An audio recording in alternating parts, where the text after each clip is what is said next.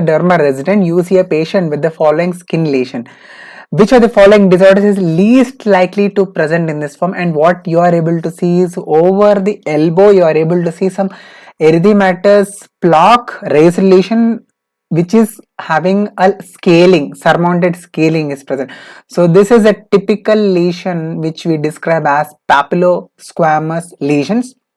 And among the given options, option D, that is basal cell carcinoma, is the one in which papulosquamous lesions will not be seen. Apart from option D, A, B, C, all the rest of the options are going to show papulosquamous lesions.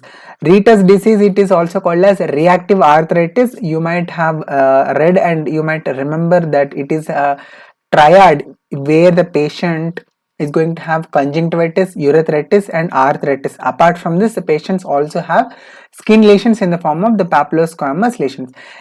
In option B, secondary syphilis, also very important to remember that papulosquamous lesions will be seen. And in option C, that is mycosis fungoides, which is the most common form of cutaneous T-cell lymphoma, also we get to see papulosquamous lesions. And also one more important point for all of you, option B, secondary syphilis, it is this phase of syphilis in which we will not see any fluid filled lesions, that is vesiculobullous lesions will be completely absent in secondary syphilis patients. And finally we are left out with option D, that is basal cell carcinoma, which is the right answer here. It is the one in which least likely we are going to see papulosquamous lesions. So what is the mnemonic for this? The mnemonic is TENSLIPS, 10 slips. So what is the mnemonic? So don't bother about the answer here, and the question was different.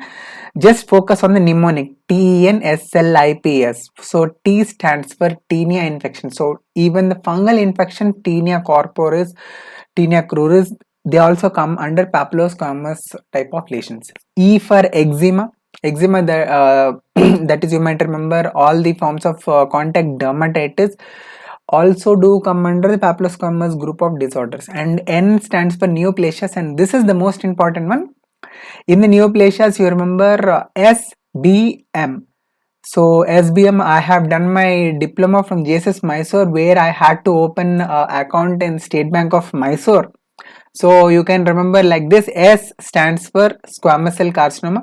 B here stands for Bowen's disease, which is a carcinoma in situ. It is a squamous cell carcinoma in situ, Bowen's disease.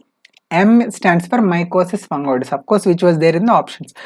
Please remember in this mnemonic SBM, that is under the neoplasias, the SBM are the ones which will have papulosquamous lesions. B stands for Bowen's disease. You can simply remember this. Why? Because Bowen's disease is a carcinoma in situ. It is a squamous cell carcinoma in situ. B does not stand for basal cell carcinoma. Why? Because in BCC, papulosquamous lesions are absent. And now coming to the mnemonic, S here stands for secondary syphilis. Please remember, in syphilis, in congenital syphilis, we are going to see vesiculobullous lesions, but in congenital syphilis, papulosquamous lesions will not be seen. So LI is Lichen planus,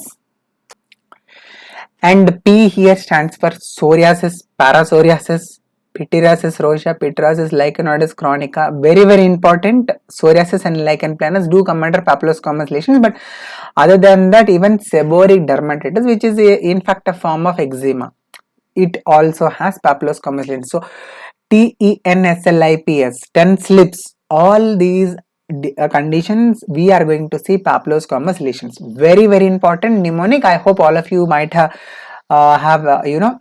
enjoyed this mnemonic, and I hope all of you can also remember with this mnemonic all the conditions which will have papulosquamous lesions. And so this is the tomorrow's question. AIIMS criteria do not include which are the following options: